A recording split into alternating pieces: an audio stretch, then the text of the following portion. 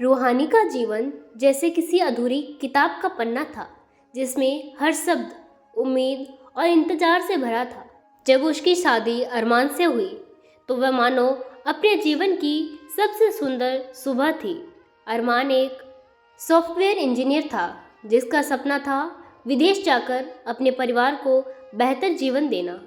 शादी के कुछ ही महीनों बाद वह उसे लंदन की एक बड़ी कंपनी से ऑफर मिला और घर में बाकी सब की आंखों में गर्व की चमक थी, पर रूहानी के दिल में हल्का सा डर भी था। ये दूरी क्या उनके प्यार की चमक को फीका कर देगी?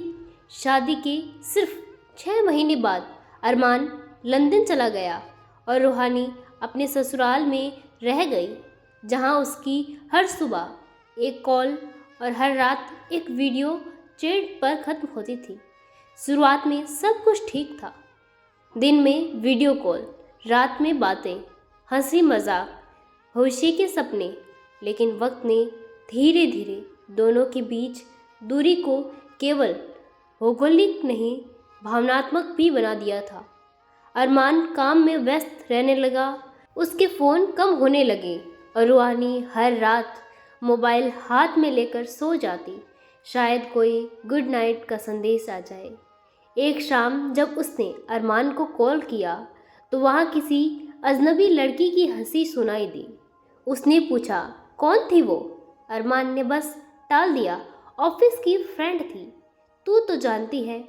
लेकिन रूहानी के दिल में एक सवाल रह गया, क्या वाकई दूरी सिर्फ शरीर की होती है या दिल की भी? दिन बीतते गए, साल गुजर गए। अरमान सालों से नहीं लौटा। हर बार कहता, बस इस प्रोजेक्ट के बाद अगली बार पक्का।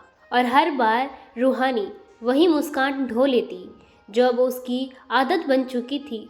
गांव की औरतें कहती, तेरा पति तो अब परदेश में भूल गया होगा। वो हंसकर कहती, नहीं, वो बस व्यस्त है। लेकिन भीतर कहीं वो जानती थी कि उसके अंदर भी एक सन्नाटा पनप रहा है।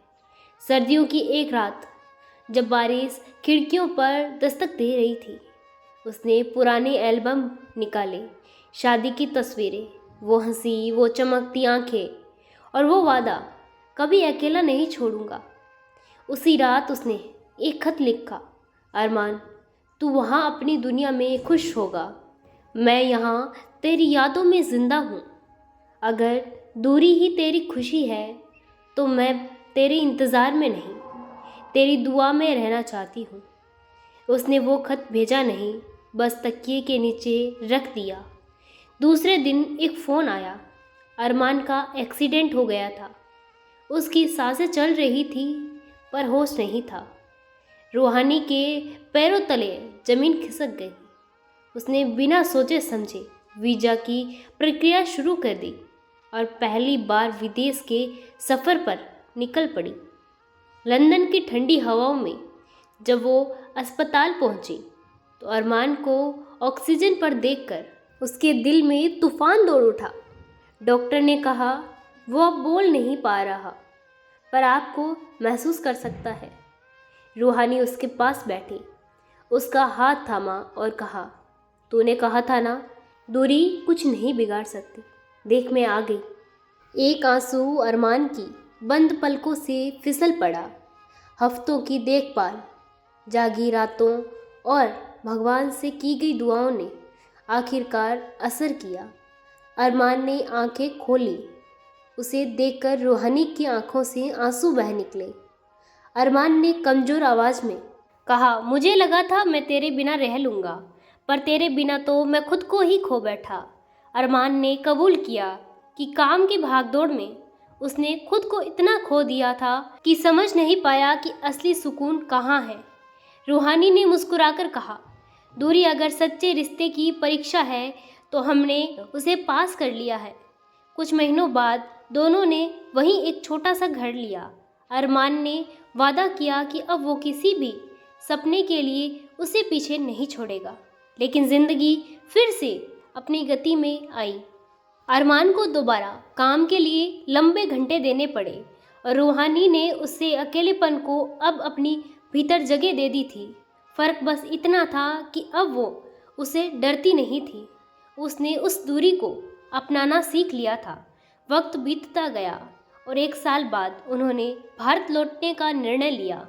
गांव में जब लोग उन्हें देखकर बोले, अरे परदेश वाले लौट आए, तो रूहानी ने मुस्कुराकर कहा, हाँ, अब हमें समझ आ गया कि घर वहीं होता है जहाँ दिल चैन पाए। उस दिन शाम को दोनों हवेली की छत पर बैठे थे। हवा में लहराती दियों की लो जैसे दोनों की बीच की बातों को पूरा कर रही हो। अरमान ने कहा, रूहानी, अगर मैं फिर चला जाऊं तो?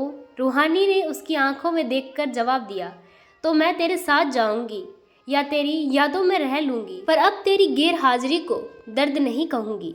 वर्षों बाद जब दोनों बूढ़े हो गए, अरमान ने एक दिन पुराना खत निकाला, वही जो रूहानी ने कभी भेजा नहीं था। उसने मुस्कुराकर कहा, तूने तब भी मुझे छोड़ना नहीं चाहा और आज भी मेरा हाथ नहीं छोड़ा। रूहानी ने कहा, क्योंकि प्यार का मतलब साथ होना नहीं, महसूस होना है। अरमान ने उसकी हथेलियों को चूमते हुए कहा, दूरी अगर सच में कुछ सिखाती है तो वो ये है कि प्यार वक्त से नहीं, इंतजार से गहरा होता है। और उसी शाम जब सूरज डूब रहा था, दोनों ने हाथों में हाथ डाले अपनी अधूरी कहानी को पूरा कर दिया। हवेली की दीवारों पर उस दिन की एक नई दास्तान बन गई। प्यार कभी दूर नहीं होता, बस जगह बदल जाती है।